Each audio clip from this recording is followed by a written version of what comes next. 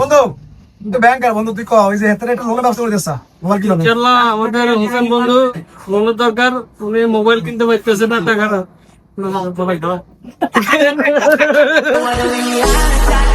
আজকে সবাই রওনা হলাম লালমাইয়ের বিখ্যাত আব্দুল ওয়াব হোটেল অ্যান্ড রেস্টুরেন্টে, যেটা সবার কাছে বেশি পরিচিত ওয়াব হোটেল নামে। এই হোটেলে কি শিক্ষা হয়েছে সে পুরো ঘটনা জানতে হলে ভিডিওটি শেষ পর্যন্ত দেখতে হবে।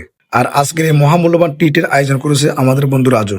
বাইকে শুরুতে আমি ছিলাম আমাদের টিনু সাহেবের সাথে। মা গো মা, বাইকে ওঠার পরে মনে হলো ড্রাইভিং না, জীবনে পরীক্ষা দিতেছি। পরে মনে হচ্ছে না, হিল লগা থাকলে যে কোনো সময় জীবনে চলে যাওয়ার পাসপোর্ট চলে আসতে পারে। তাই দ্রুত বাইক থেকে নেমে জামাই সুমনে বাইকে উঠে গেলাম, কারণ জামাই শ্বশুর যেখানে বিপদ নাই সেখানে। যাক, আসল কথায় আসি। এই দাওয়াতের জন্য আমাদের বন্ধু হোসেন এক সপ্তাহ আগে থেকে খাওয়া দাওয়া প্রায় বন্ধ করে দিয়েছে। উদ্দেশ্য একটাই, আজকে কবজি ডুবে খাইবো। আমারও প্রচুর ক্ষুধা লাগছিল, তাই আর দেরি না করে দ্রুত রওনা হলাম। কিন্তু যেতে না যেতে জামাইয়ের টাঙ্কি খালি।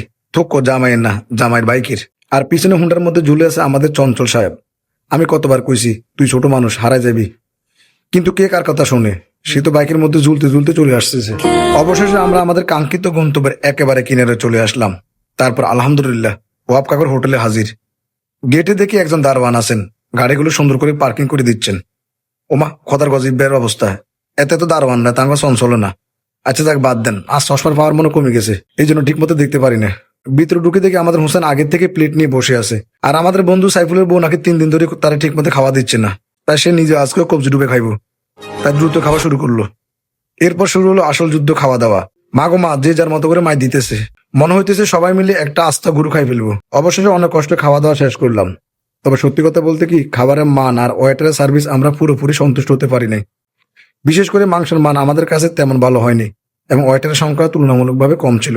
তবে ওয়াহাব কাকু বিষয়টা খুব সুন্দরভাবে নিয়েছেন।